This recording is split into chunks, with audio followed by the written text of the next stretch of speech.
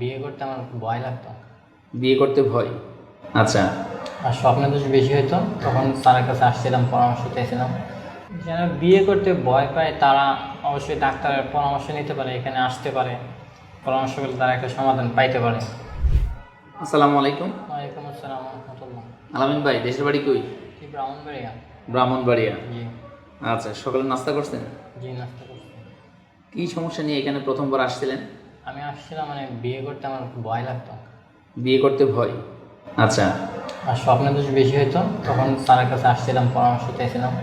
তো উনি স্বপ্নের দোষ নিয়ন্ত্রণ রাখার জন্য একটা ওষুধ দিয়েছিল, তখন স্বপ্নের দোষ নিয়ন্ত্রণে আছে আর কি। আর বিয়ে করতে একটু সাহস পেয়েছি আর কি। পরে বিয়ে মানে চিকিৎসা নেওয়ার পরে আপনি বিয়ে করতে একটু সাহস পাইছেন, তাই তো? আচ্ছা, এখন আপনি হচ্ছে যে যেগুলো আমরা নিয়ম কানুন আপনাকে বলে দিছি, যে কেগেল এক্সারসাইজ করা বা খাদ্য অভ্যাস, এগুলো ঠিক মতো করতেছেন? কেগেল এক্সারসাইজ আমি প্রতিদিন রাতেরবেলা 5 মিনিটের মতন করি। আর খাবার দাবার আমি ডিম, দুধ, কলা এগুলো ইত্যাদি ভালো খাওয়ার চেষ্টা করি আর কি। কেগেল ব্যায়ামটা আরও বাড়াইতে হবে, শুধু 5 মিনিট করলে হবে না, প্রতিদিন কমপক্ষে আধা ঘন্টা করে করতে হবে। আচ্ছা, যারা যুবক মানে বিয়ে করতে ভয় পায় বা যে সকল দর্শক, তাদের উদ্দেশ্যে আপনার কিছু বলার আছে কিনা? যারা বিয়ে করতে ভয় পায় তারা অবশ্যই ডাক্তারের পরামর্শ নিতে পারে, এখানে আসতে পারে, পরামর্শ করলে তারা একটা সমাধান পাইতে পারে।